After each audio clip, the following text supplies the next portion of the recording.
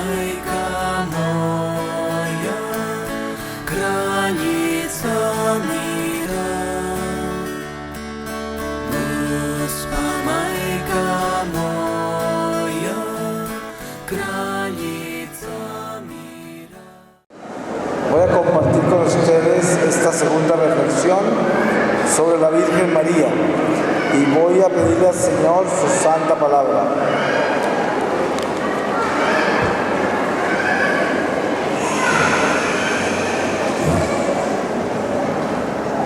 Voy a leer de la carta de San Pablo a los Colosenses, en el capítulo 1, desde el versículo 3, y dice así: Damos gracias a Dios Padre de nuestro Señor Jesucristo, orando siempre por vosotros. Al llegarnos noticias de vuestra fe en Cristo Jesús y del amor que tenéis a todos los santos, a causa de la esperanza en lo que os está reservado en los cielos. De ello ya habéis sido instruidos al recibir la palabra de la verdad, el Evangelio, que os llegó y que da fruto y crece entre vosotros, como en todo el mundo, desde el día en que oísteis y conocisteis de verdad la gracia de Dios. Así lo aprendisteis de Epáfras, nuestro amado compañero en el servicio, que hace las veces de nosotros como fiel ministro de Cristo y que también nos manifestó vuestro amor en el Espíritu. Palabra de Dios.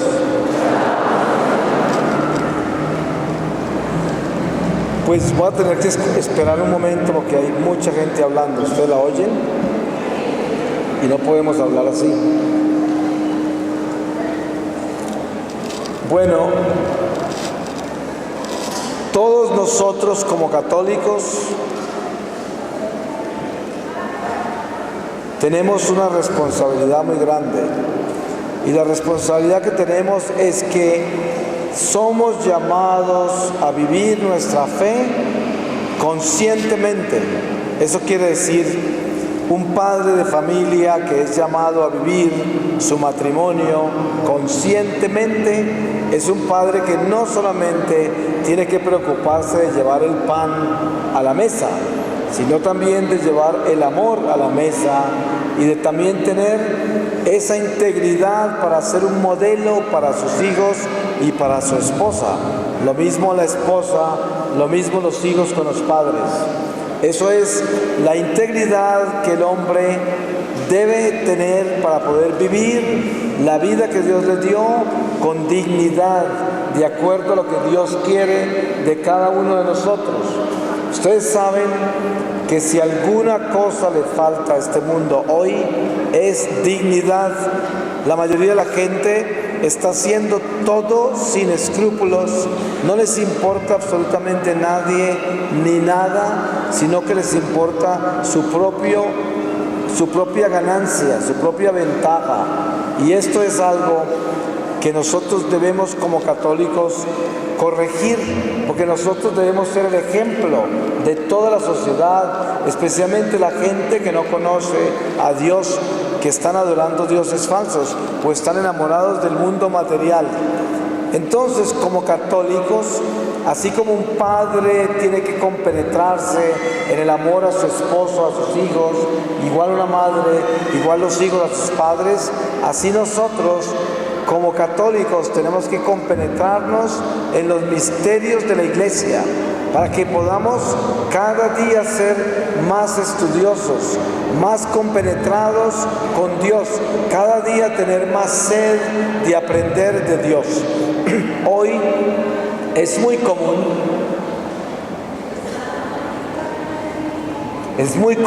que se roben los católicos de la Iglesia, porque se los roban porque la mayoría no conocen la fe. Y entonces, hoy las sectas se especializan en perseguir a la Virgen María. Ustedes se han dado cuenta de eso. La ambición más grande del pastorcito cristiano es asegurarle a usted de que usted está adorando seres humanos cuando tiene alguna relación con la Virgen María. Y esto es algo en que caen cantidades de católicos, que les sacan el Antiguo Testamento, les muestran unos pasajes viejísimos de la salida del pueblo de Dios de Egipto, cuando ellos se hacían imágenes de ranas, de cabras, de toda clase de animales como los egipcios, y adoraban eso para que les dieran dinero, para que les dieran lo que ellos necesitaban. Y sobre esas imágenes es que habla el Antiguo Testamento, de que no puede hacerse imágenes de nada, porque a ellos los estaban limpiando de la idolatría, de adorar cosas falsas que no tenían nada que ver con Dios. Pero esos cristianos protestantes de las sectas no han pasado al evangelio cuando nos hablan a nosotros de las imágenes, sino que se quedan en el Antiguo Testamento convenientemente. Y muchos católicos ingenuos caen en ese error. Porque miren, cuando comienza la Iglesia Católica, habían muchos cristianos que se comunicaban por medio de iconografías y simbologías. Por un lado, por la persecución.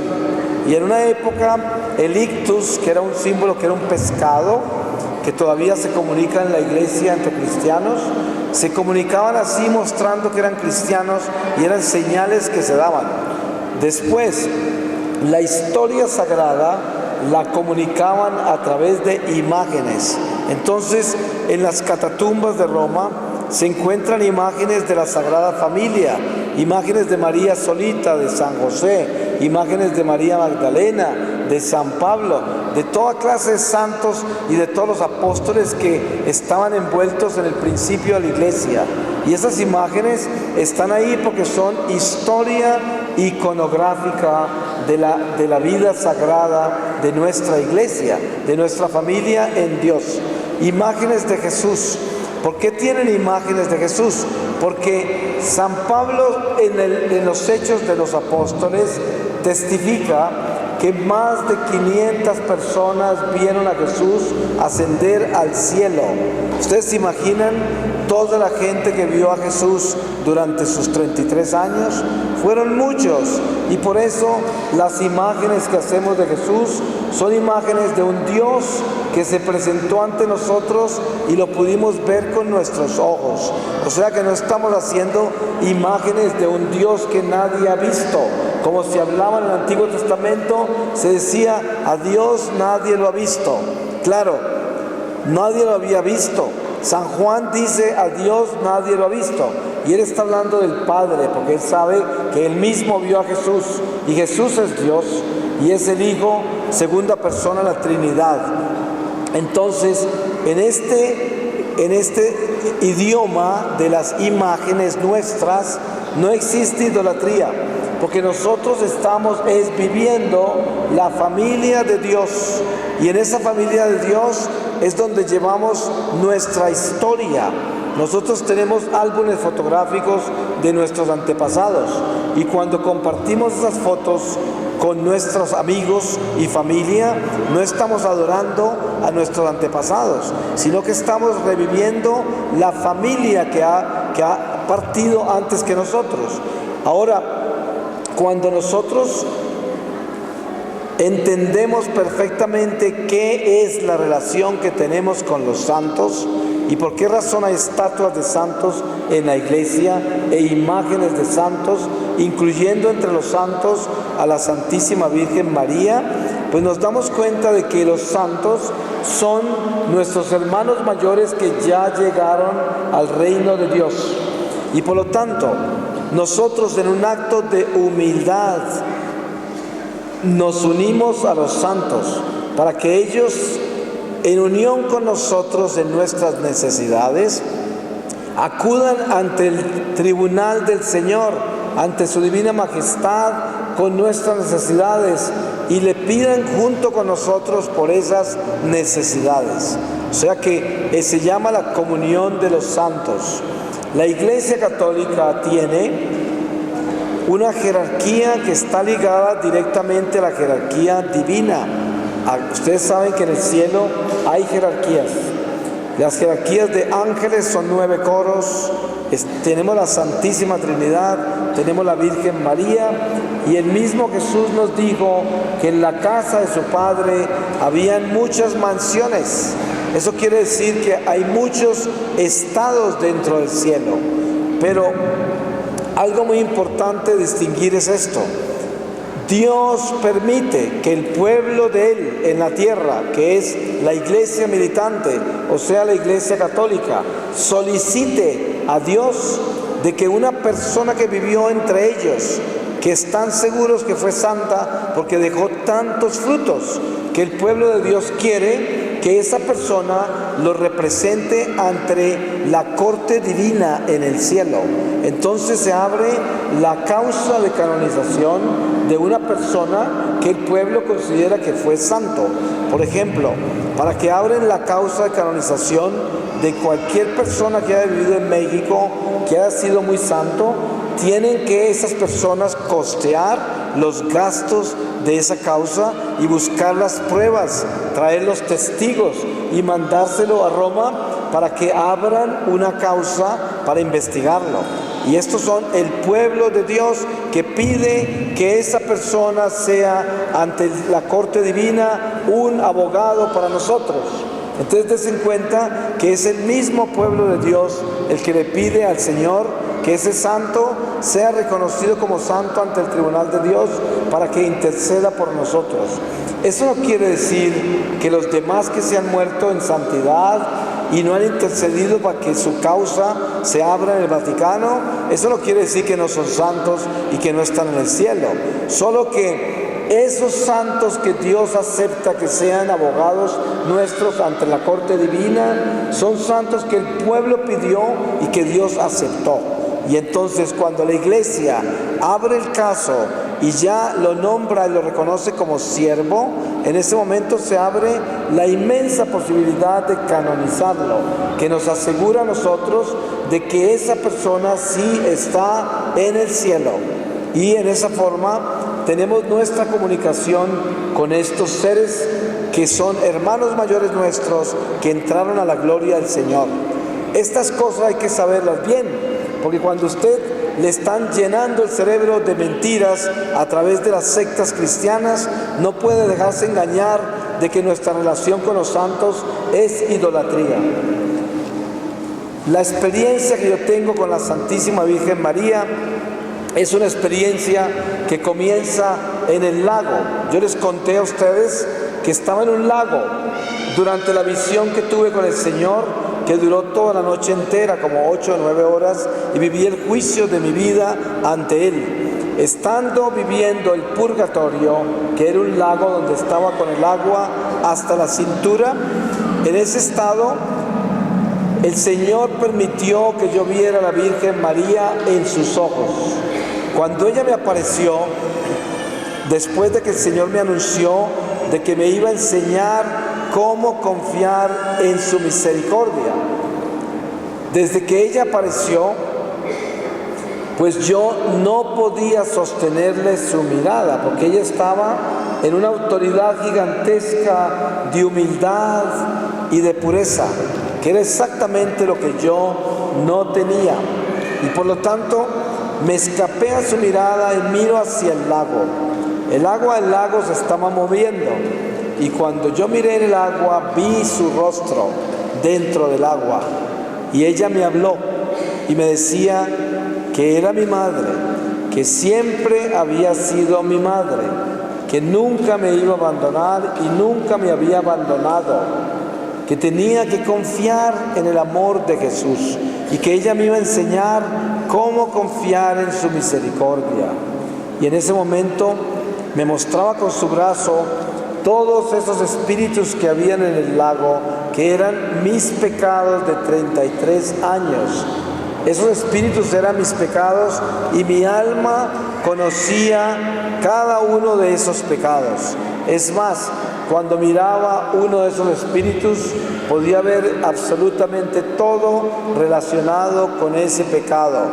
Cómo había comenzado la tentación, ¿Por qué le había yo abierto la puerta a esa tentación y cuándo se la había abierto?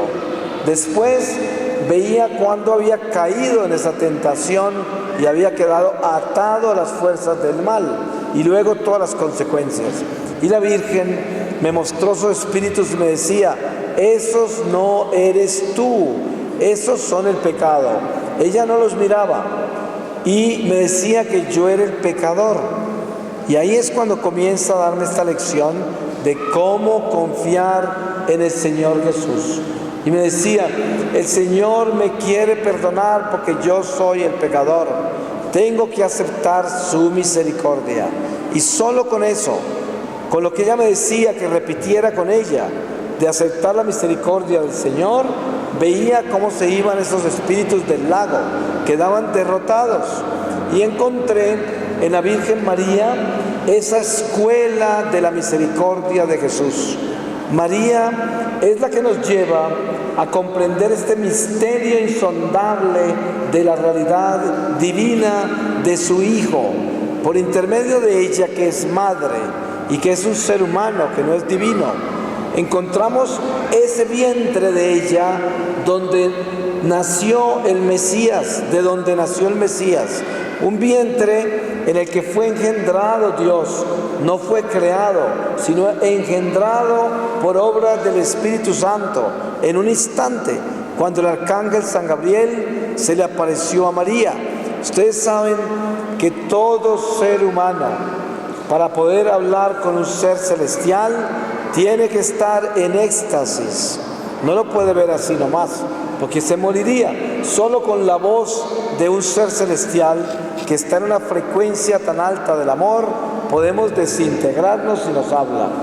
Pero la Virgen María había sido creada sin mancha, y por eso el arcángel se le apareció así como hablamos nosotros, y le habló, y ella pudo vivir ese momento con él cara a cara. Ustedes se dan cuenta que cuando el arcángel, el mismo arcángel San Gabriel, se le aparece a San José, se le apareció en sueños.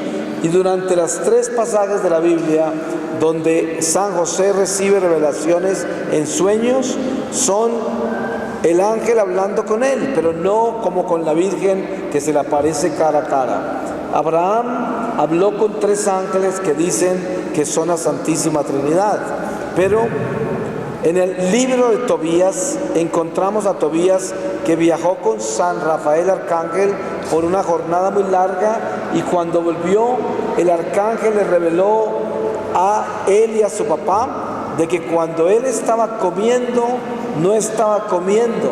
O sea, de que Tobías lo veía comer, pero él no estaba comiendo. ¿Por qué razón? El ángel ponía a Tobías en un éxtasis y lo ponía a ver lo que se necesitaba ver, pero no necesariamente lo que estaba sucediendo. Y por eso en María encontramos este misterio de que ella sí podía hablar con los ángeles cara a cara. En ese momento que viene la encarnación del Verbo Divino en un instante en su vientre, descubrimos también que así como Dios, por intermedio del Espíritu Santo, engendró a Jesús en el vientre de María, de la misma forma nació también sobrenaturalmente, no en un parto de dolor, porque ella debía quedar virgen. Por eso el parto de la Virgen fue un parto sobrenatural, y el embarazo de la Virgen fue, esa engendrada fue sobrenatural. Los herejes que se encuentran en las sectas cristianas y algunos herejes que están dentro del clero católico alegan de que María tuvo más hijos. Les voy a explicar algo. Esa es la forma más rápida para darnos cuenta que esas personas no pueden ser embajadores de Dios, de ninguna manera. Están bautizados, Dios les dio la gracia sobrenatural de ser cristianos, pero no tienen la verdad en sus corazones. Porque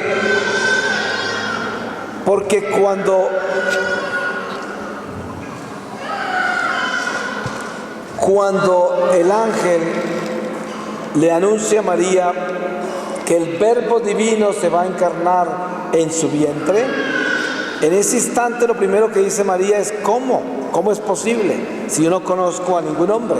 Es decir, ella quería decir, nunca había tenido relaciones con nadie. El esposo de ella que el templo le había dado era José, pero tenían que esperar un año antes de que ellos pudieran convivir y consumar ese matrimonio. Y era antes de eso, durante ese año de espera. Entonces con eso demuestra primero ella que era virgen, segundo que Dios pasó a través de ella con el Espíritu Santo como pasa un rayo de sol sin tocarlo ni mancharlo. Es decir, pasó y la dejó intacta y de la misma forma salió ese niño del vientre. Si la Virgen María es la madre de la nueva creación en Jesucristo, eso quiere decir que la Virgen María es la nueva Eva que Dios crea para darnos de nuevo el regreso al paraíso. Esa Eva, obviamente, hasta en el más increíble sentido común, no podía haber dado un parto con dolor y mucho menos podía haber tenido más hijos. Tenía que haber quedado virgen, porque esa es la nueva Eva de la nueva creación. La Eva que cayó en el pecado fue desterrada para que tuviera hijos en un parto de dolor. Ustedes se pueden imaginar, según las herejías de los cristianos separados y de algunos sacerdotes católicos herejes, dicen que la Virgen tuvo más hijos. Entonces ustedes se pueden imaginar lo absurdo que sería de que Dios engendra a su Hijo, el segundo de la Trinidad, la segunda persona, en el vientre de María que Dios creó para que fuera esa Virgen que reemplaza a la Eva terrenal para que tengamos la nueva creación. Y ustedes se pueden imaginar por qué Dios va a darle otros hijos a María cuando María nació únicamente para traer al Mesías y para mantenerse virgen. Esto es algo tan absurdo que ustedes jamás lo deben comprar ni siquiera por un segundo, ni siquiera lo acepten como una posibilidad, porque es absolutamente ignorante. Además, es una concepción totalmente satánica. ¿Y por qué les digo satánica? Cuando ustedes leen el capítulo 12 del Apocalipsis, se darán cuenta que ahí está presentada María perfectamente y al mismo tiempo está presentada la iglesia. ¿Por qué se presenta la iglesia como María? Porque en el vientre de María fue engendrado Jesús, no creado, engendrado. Y cuando Jesús se engendra en el vientre de María, ¿qué se engendra en el vientre de María? La iglesia, porque Jesús es la iglesia. Entonces, ¿en qué se convierte María? En la madre de la iglesia, porque es la madre de Jesús. ¿Qué sucede entonces en el libro del Apocalipsis capítulo 12? Dice, una mujer vestida de sol, con una diadema de 2 estrellas. Esa mujer está enfrentada con un dragón que quiere devorarle a su hijo que ella lleva en el vientre y se va huyendo al desierto. Dense cuenta que primero está María embarazada de Jesús y también habla del triunfo de ese cordero que entra al cielo y se sienta a la derecha del Padre, pero habla también de la iglesia que huye al desierto. ¿Cuál es el desierto? El desierto es la tierra, este destierro.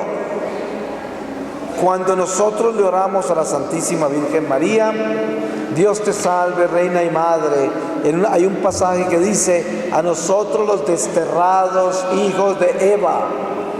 Esta parte no es un accidente, esto es pura teología de nuestra iglesia que nos enseña a localizarnos donde estamos. A pesar de ser hijos de Dios, de ser creados por Dios, estamos desterrados por el mismo Dios. Y el mismo Dios nos dio en Jesucristo la oportunidad de salir del destierro si le obedecemos al Señor. Y al final de esta vida nos elevaremos hacia el Señor si crecemos las alas del amor, que son las que nos sacan de la tierra. De lo contrario, aquí nos quedaremos en la tierra con los espíritus caídos. ¿Por qué les hablo así?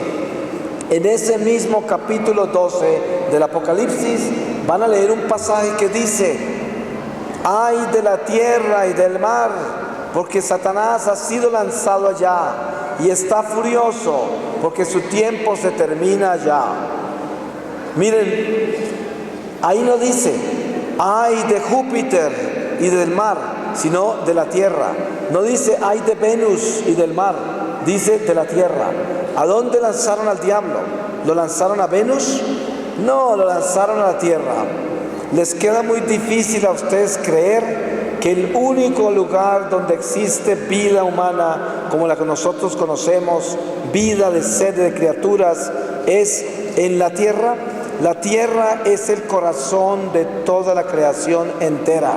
Y hay gente que se asusta y dice: este universo tan grande, ¿cómo no va a tener vida en otros planetas? Y por eso el diablo les alimenta esa curiosidad con la ufología y les muestra platillos voladores y seres horribles que son como monstruos que llaman extraterrestres, que no son más que proyecciones demoníacas para aquellos que viven en el mundo de la superstición y pueden verlos. Porque miren, si usted se entra a un teatro a ver un mago y entra a ver un mago como los magos de hoy grandes que están consagrados a Satanás, como David Copperfield, Chris Angel, usted entra a un territorio del diablo y el diablo le hace ver a usted todo lo que él quiere. Por esto, el diablo no puede crear nada porque él es criatura, pero puede transformar la materia. Por ejemplo, a usted, si usted está en pecado mortal, el diablo le puede hacer ver esta mesa como una guitarra y usted lo ve porque está en el territorio del diablo. Le puede hacer ver una persona bien mala como si fuera muy buena. Como está en pecado, él le puede transformar todo. Y por eso usted, cuando está en pecado mortal, pierde el discernimiento. Una persona que está en pecado mortal no tiene absolutamente ninguna claridad, porque el diablo le nubla toda su vida, porque le pertenece a él. Tan sencillo. Por mucho que se meta a la iglesia, por mucho que rece, por muchas cosas que haga, si vive en pecado mortal, no tiene discernimiento. Entonces, ¿qué sucede? Que si nosotros vemos este milagro de lo que es María, que es la madre de la iglesia, el vientre de la iglesia, porque es el vientre donde se posó el Salvador, se dice que es portadora de todas las gracias. ¿Por qué razón María es portadora de todas las gracias? Porque este niño que se posa en su vientre es Dios, y Dios es todas las gracias. Ustedes han visto que dentro de nuestra religión, en nuestra doctrina, se nos enseña que el Espíritu Santo tiene 7 dones. Y entonces, si usted pensara bien eso de los 7 dones, tendría que entender de que el Espíritu Santo tiene que tener ilimitado número de dones, infinito número de dones, porque el Espíritu Santo es Dios. ¿Por qué dice 7? Porque dentro del lenguaje teológico hebreo, el número 7 es infinito. Y por eso, en esos 7 dones, en la forma que los describen, son infinitos en su esencia y son ilimitados. Por eso cuando se dice que una persona tiene dones, lo están expresando mal, porque se dice: en esta persona se manifiestan dones del Espíritu Santo. Todos nosotros, cuando somos bautizados, se nos dan todos los dones. Solo que no todo mundo tiene los dones activos, porque no todo mundo está en la fidelidad de ese amor de Dios, en el cual el Espíritu está encendido en el corazón, que es un fuego, que ese fuego en su actividad, el Espíritu Santo puede hacer maravillas a través de nosotros, de cualquiera de nosotros bautizados. Pero a veces en oración el Espíritu Santo se manifiesta a través de una persona y aparecen sanaciones, o don de ciencia, don de sabiduría, cualquiera que sea el don que se manifiesta a través de una persona. Pero nunca voy a cometer un error diciendo, es que doña Lucy tiene don de esto, porque esa es una forma equivocada de expresarlo. Hay que decir, a través de doña Lucy se ha manifestado el don de tal cosa. Pero miren, si yo levanto mi mano y oro por una persona y esa persona se sana, después de que bajo mi mano y camino y me retiro a esa persona, vuelvo a ser vasija de barro. Ese milagro lo hizo Dios y Dios me usó en ese momento para ese milagro. Pero cuando yo dejé de rezar y caminé, ya va el barro caminando ahí y este no es el que hizo el milagro. Por eso ese no es el que lleva el don. El don lo lleva el que aterrizó ahí y hizo el milagro.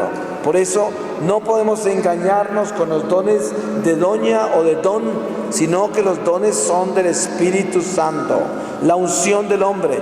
Miren ustedes que en las sectas cristianas también ocurren cosas de sanación, situaciones. ¿Por qué? El Espíritu Santo es fiel siempre.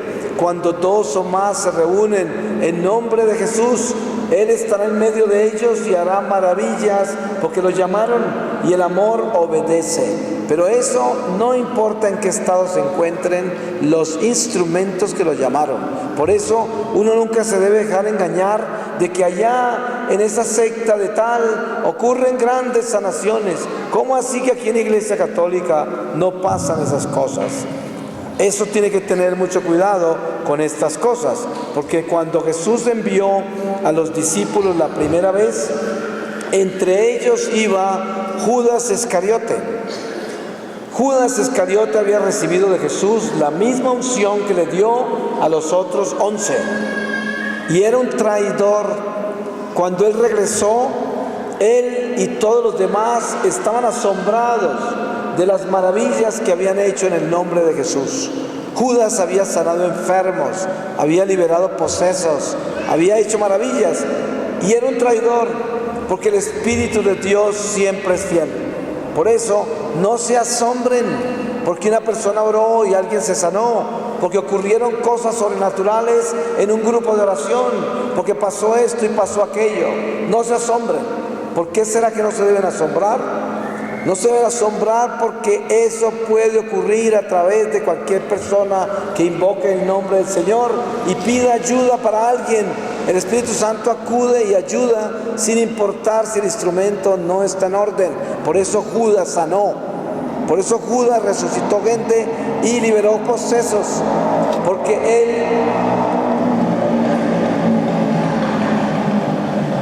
él lo hizo en el nombre de Jesús. Por eso le dice, al nombre de Jesús, toda rodilla se dobla en el cielo, en la tierra y en los abismos. Sí, es lo que está diciendo. Entonces debemos tener eso muy claro. La Virgen María tiene todas las gracias y las distribuye de acuerdo a la voluntad de Dios como ella quiera. Sí, así de que suena como una contradicción decir que de acuerdo a la voluntad de Dios como ella quiera. Eso quiere decir que todo lo hace en obediencia a Dios y Dios le ha confiado esa gracia tan inmensa de distribuirlas. Es como decir un sacerdote que tiene una parroquia, Dios le confió esa parroquia y a él también le confió escoger sus ministros de Eucaristía, los ministros de la palabra, catequistas, misioneros. A él le dio esa gracia de repartir gracias, porque esas son gracias, y le confió ese ministerio. A la Virgen María, que es reina de todos los sacerdotes, de toda la creación, reina de todos nosotros, reina del cielo, le dio la gracia de distribuir todas las gracias. El demonio, solo con oír el nombre de María, huye, corre, no lo soporta. Miren ustedes algo impresionante.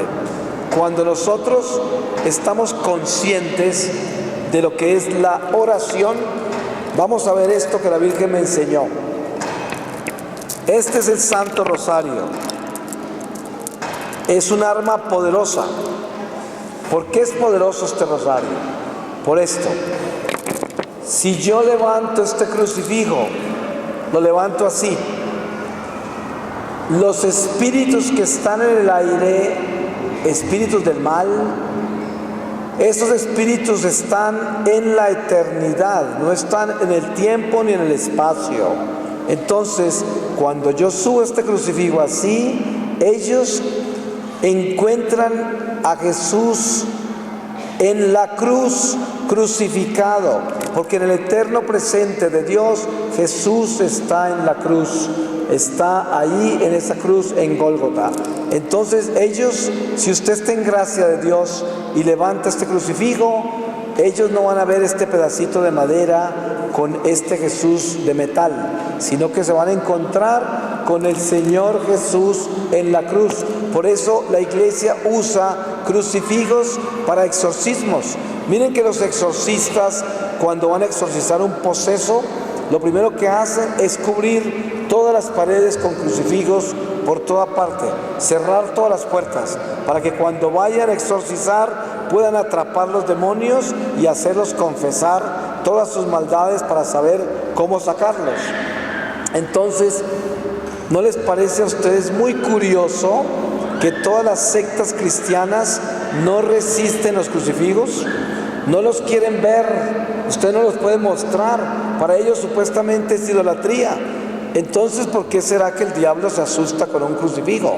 Si fuera idolatría, amaría ese crucifijo, pero como no es idolatría, huye. Y entonces, si los espíritus viven en el eterno presente, entonces se pueden imaginar lo poderoso que es esto. Cuando yo rezo un Ave María, ¿dónde estoy colocando a los espíritus que están en el aire alrededor mío? Los coloco en la anunciación del arcángel San Gabriel, que le anunció la encarnación. En ese instante que él anunció, se encarnó Jesús.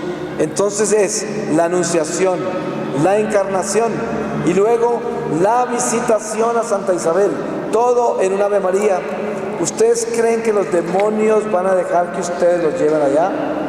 Pero eso solo sucede si usted está en gracia de Dios. Si usted se pone a rezar un rosario y está en pecado mortal, eso no asusta al diablo. Esa oración sube al cielo porque no hay ninguna oración que Dios desprecie. Así sea la oración del pecador más horrible. Pero la diferencia es esta. Si usted está en gracia de Dios, sus oraciones son un arma contra el diablo, porque usted tiene autoridad espiritual. Pero si usted está en pecado mortal, sus oraciones las escucha Dios, pero no tienen autoridad contra el diablo, porque usted le pertenece al diablo, porque usted está en pecado mortal. Entonces, si yo estoy en gracia, solo con llevar este rosario, muchos de nosotros llevamos rosarios en el cuello, ¿cierto? Yo siempre llevo mi escapulario y mi rosario. ¿Qué sucede? El diablo y los espíritus del mal saben que yo en cualquier momento puedo rezar este rosario.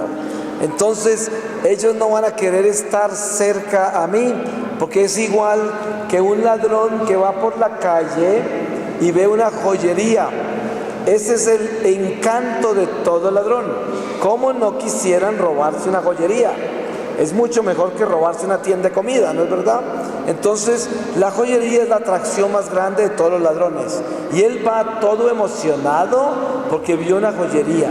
Y de pronto de la joyería sale un guardián armado hasta los dientes, bien grandote y con cara de que puede acabar con cualquiera. Pues ese ladrón pasa con su cabecita agachada por el frente de esa joyería como si no tuviera ni idea que ahí hay una joyería, porque no va a poder hacer nada. Eso es exactamente nosotros con esto. Usted lleva esta arma con usted y vienen los ladrones del infierno. No se pueden acercar a usted porque usted tiene su casa vigilada. Y si usted saca esto y reza, se queman. No van a poder y no quieren que usted los coloque ahí. Cuando nosotros comenzamos a rezar el rosario, es como un cerco. Les voy a explicar algo. Ustedes seguramente han oído de una frase de San Pablo que dice: Para nosotros que vivimos el día que se apellida de hoy. Esto es muy misterioso. Yo a veces he dado retiro solo en esa frase.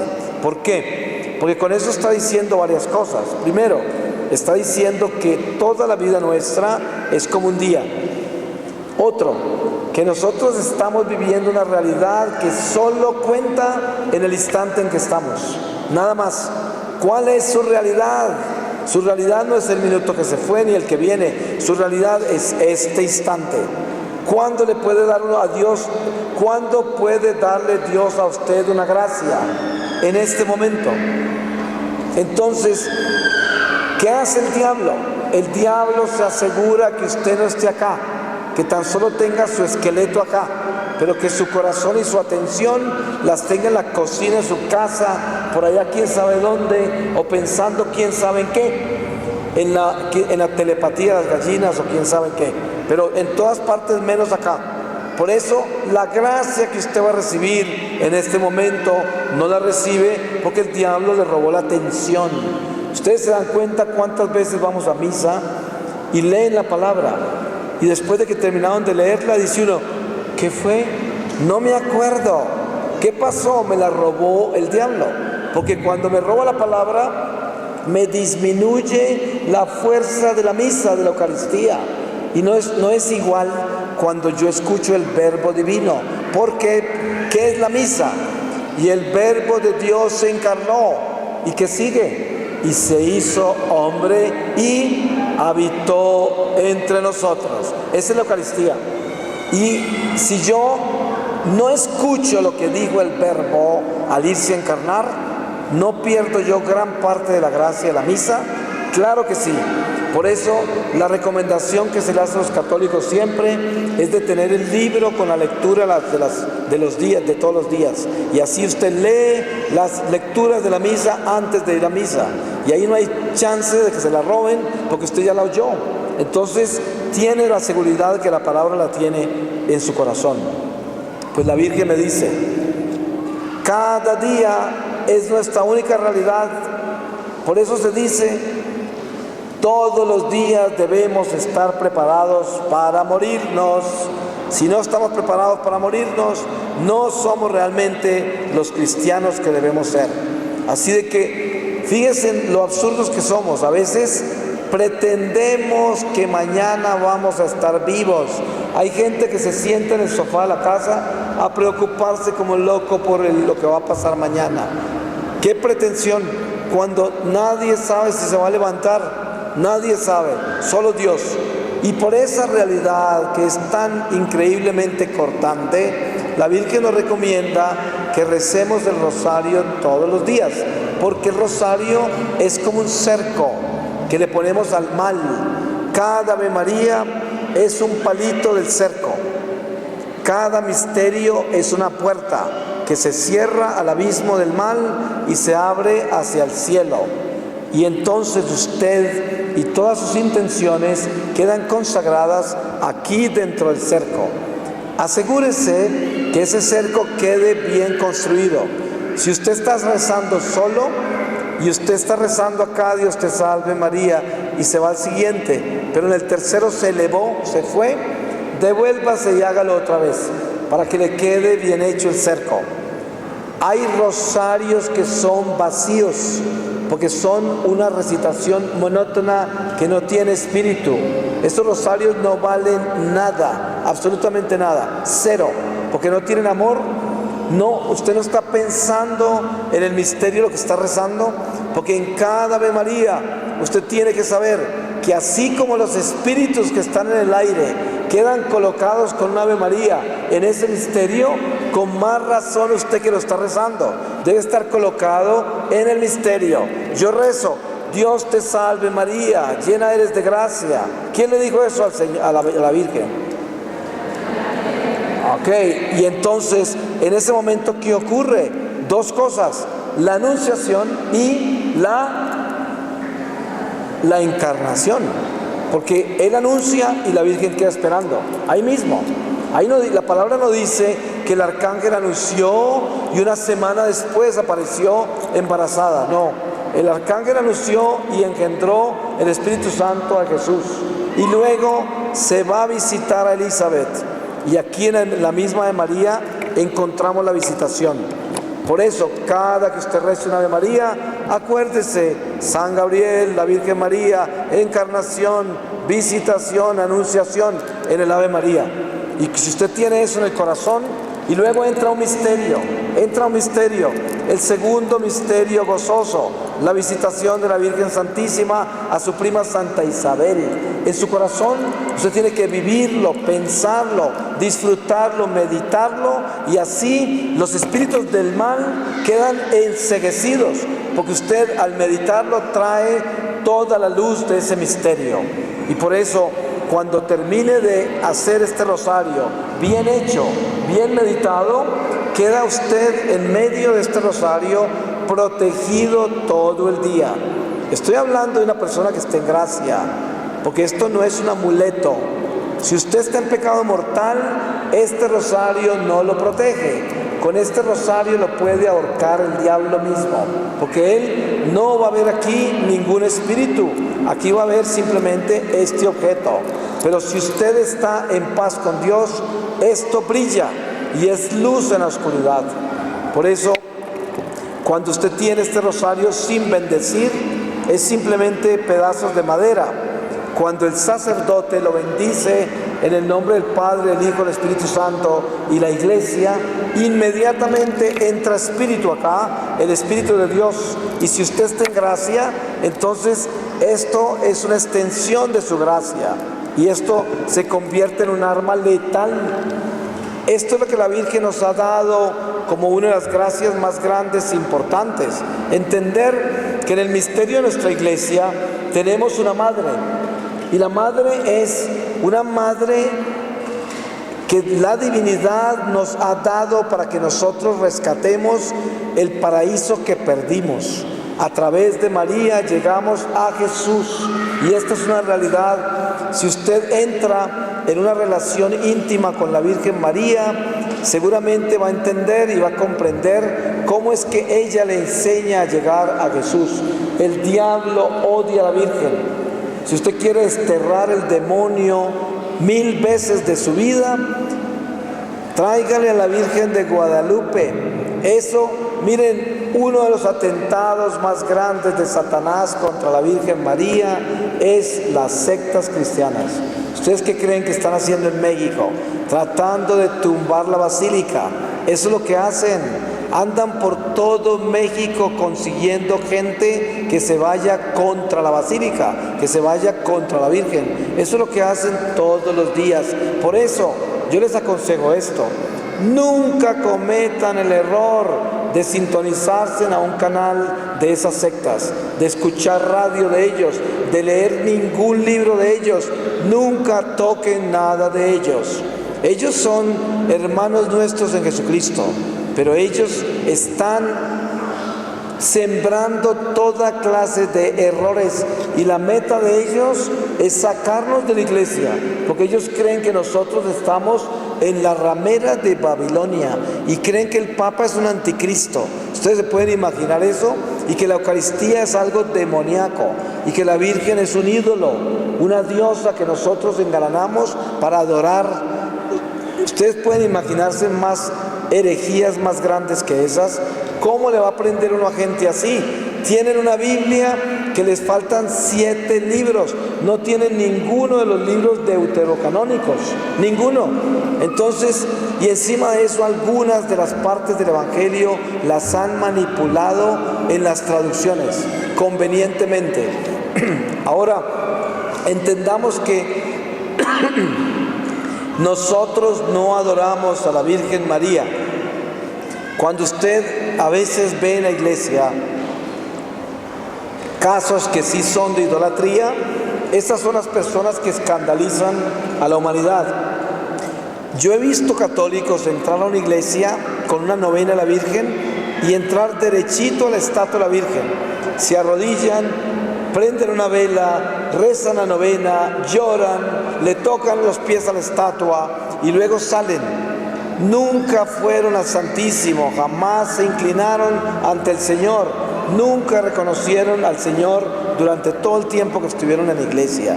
Esos son idólatras. Encima de eso creen que es la Virgen la que les va a hacer el milagro. Yo les he oído hablar así: ay no, rézale a la de los dolores, esa es más milagrosa. Ustedes se imaginan, ese es un error.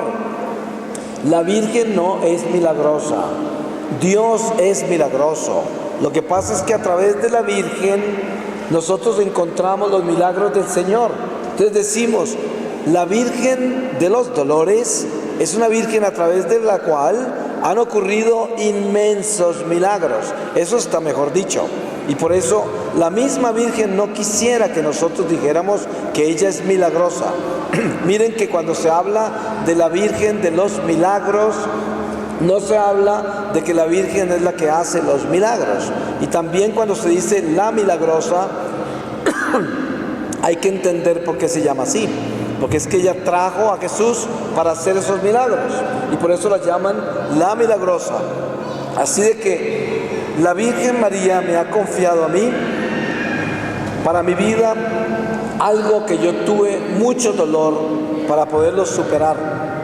Ella me dijo, yo le dije, ¿por qué razón yo no puedo sentir esa amistad contigo y no puedo sentirme cerca a la Virgen? No puedo orar con devoción, nada, totalmente bloqueado. Y ella me dijo, para poder tener una relación conmigo, tienes que sanar la imagen que tienes de la mujer, porque la imagen que tienes de la mujer está dañada y por eso conmigo no tienes una relación sana y no puedes acercarte a mí como debieras. Y me di cuenta que desde niño, por la impureza, había dañado la imagen de la mujer en mi vida y me costó mucho trabajo. Mi conversión ocurrió en el año 97. Estos son 14 años atrás. Y a partir de ese momento comencé a vivir en castidad. He tenido guerras impresionantes, problemas impresionantes para mantener la castidad, porque yo era un hombre que vivía en el mundo, en un desorden increíble y era un mujeriego total. Pues eso contribuyó a que yo dañara la imagen de la mujer. Y por eso, cuando yo miraba una estatua de la Virgen y venía a rezarle, no la podía mirar, porque es eso que yo tenía impuro en mí. Yo no podía mirarla a ella, porque la iba a mirar de la misma forma que miraban todas las mujeres. Y me costó muchas lágrimas, muchas oraciones, mucho tiempo para yo poder mirar otra vez las mujeres como las debo mirar, como hijos de Dios, igual que cuando miro a cualquier ser humano. Y entonces fue cuando creció mi relación con la Virgen. Y así se sanó esa relación. Pues miren que hoy tenemos toda clase de apostolados marianos por todo el mundo en la iglesia. Y yo siempre digo, miren, nosotros tenemos que aprender a vivir a la altura de las consagraciones que ya nos hemos hecho, a esa altura. En la Semana Santa, la prensa italiana entrevistó al Santo Padre y permitían que algunas personas de diferentes partes del mundo le hicieran preguntas. Y un laico le preguntó al Papa, Santo Padre, ¿usted está considerando consagrar al mundo a la Virgen María, hacer alguna consagración extraordinaria? Y dijo él, ni lo estoy pensando ni lo haré en el resto de mi papado, porque lo que voy a hacer es encargarme de que vivamos las consagraciones que ya nos hemos hecho. Y es que es real. Miren, usted invita a la gente a rezar una nueva forma de rezar el rosario y una consagración para cualquier intención. Llena estadios. La gente quiere más religión, más novenas, más oraciones. Pero usted los invita a convertir ese corazón, a cambiar ese corazón. No trae ni a la abuela. Eso es lo que sucede. Queremos religión y más religión y más religión. Pero la mayoría de esas consagraciones y esos rosarios y todas esas prácticas religiosas no llegan a ningún lado porque los corazones no están con Dios. Entonces, primero, antes de enseñarle a la gente a rezar, Y antes de llevarlos a arrodillarse a ninguna parte, hay que enseñarles a amar, a perdonar, a obedecer a Dios, a ser buenos en todo sentido para que la oración tenga espíritu y para que cuando usted rece un rosario, el demonio huya. Para terminar, porque creo que ya se me acaba el tiempo, ¿no es verdad? Para terminar, les voy a contar algo que pasó con relación al rosario, a la Virgen y también al rosario sin amor. Estaba en Lima, Perú, y terminé un retiro. Y al final del retiro me pidieron el favor de que orara por unas personas. Y estaba toda la congregación así y las personas que escogieron para oración. Y yo estaba así más o menos como estoy hoy, así levantado un poco del público, en un escenario como este. Y estaban subiendo así. Cuando yo vi una mujer que estaba como en el tercer turno ahí para llegar a mí, vi que estaba moviéndose muy raro. Y de pronto cuando llegó donde mí, apenas llegó donde mí, se transformó toda y aparecieron toda una cantidad de demonios que estaban en ella y empezaron a maldecirme. Era una persona posesa. Entonces, claro, habían varios sacerdotes confesando, la sacaron y se la llevaron a un lado, se vinieron los sacerdotes y empezaron a tratar de ayudarla.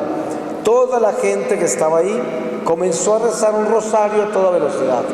Y de pronto, uno de los demonios que hablaba a través de ella comienza a reírse, pero bien duro. ¡Ja, ja, ja! Se reía así. No tienen fe, ese rosario no me hace nada, no tienen fe. Y se burlaba y se burlaba. Ustedes no se imaginan toda esa gente cómo se puso. De pronto ese rosario se comenzó a transformar. Primero, bajó la velocidad. Segundo, comenzaron a rezar cada rosario, cada Ave María, con una intensidad, con una fuerza, con una concentración en lo que estaban haciendo. Y cuando ya iban como en el segundo misterio, rezado con ese espíritu, con esa concentración, con ese amor y esa necesidad de pedir ayuda para esta mujer posesa, ahí ya comenzó el demonio a gritar: ¡cállense! ¡Me están quemando! Ya el rosario había cambiado. Y esa es la diferencia. ¿Cuántas personas se rezan esos rosarios que parecen disparando una ametralladora? Y eso no llega a ninguna parte. Eso no sirve para nada. Hay gente que me dice: ¿y cuántos rosarios te rezas al día? Yo me rezo 4. Y yo siempre pregunto: ¿a qué velocidad se los reza, señora? ¿No? Porque es que ojalá que rezáramos 5 rosarios meditados en el día. ¡Qué lindo! Le ayudamos mucho a las intenciones del Inmaculado Corazón y seguramente ahuyentaremos miles de demonios. ¡Aleluya! Pero es más importante rezar un rosario bien rezado. Con eso sacamos miles de demonios. Y hay personas que tienen espiritualidad para rezar más de uno. La Virgen nos pide rezar 3 rosarios diarios si podemos. Pero es mejor a veces, en un día bien terrible de ocupaciones, que usted se rece un rosario en el día entero.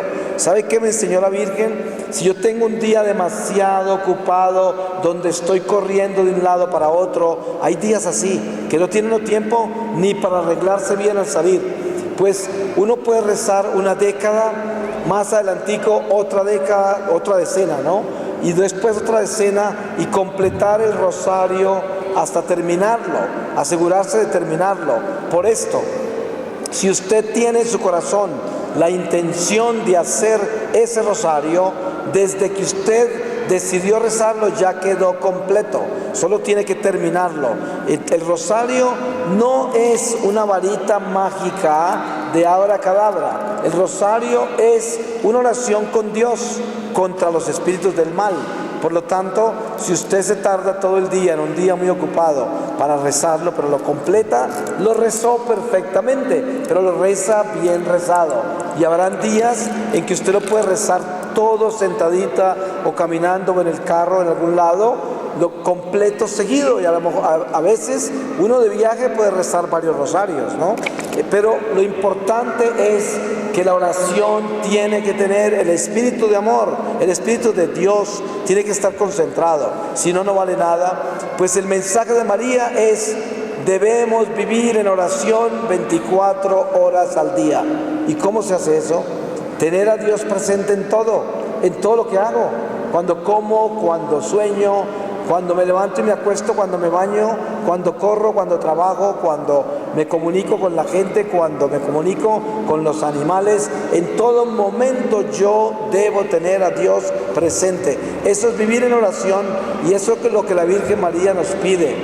Yo les pudiera hablar de la Virgen por años, pero tenemos que terminar esta parte y voy a cerrarlo con una lectura de las Escrituras. Yo nunca las escojo, sino que pido que el Espíritu Santo me lleve allá. Vamos a ver, vamos a leer de Hechos de los Apóstoles, capítulo 11, versículo 39.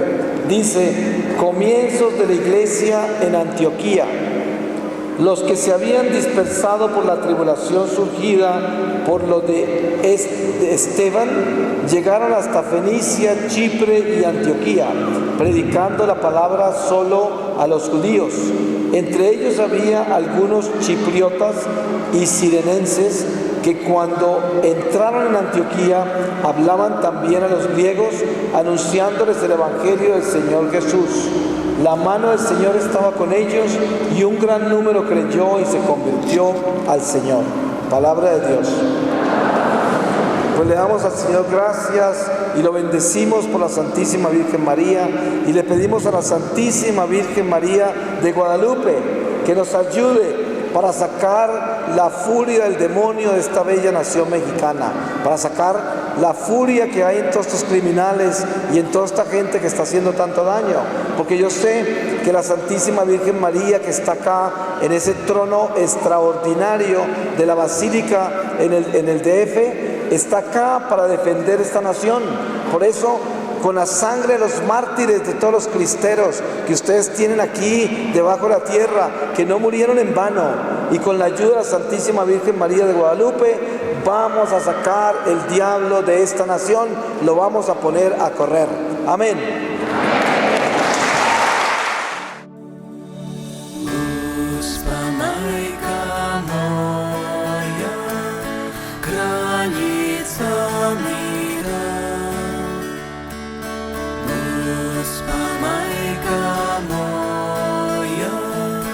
Granica mira.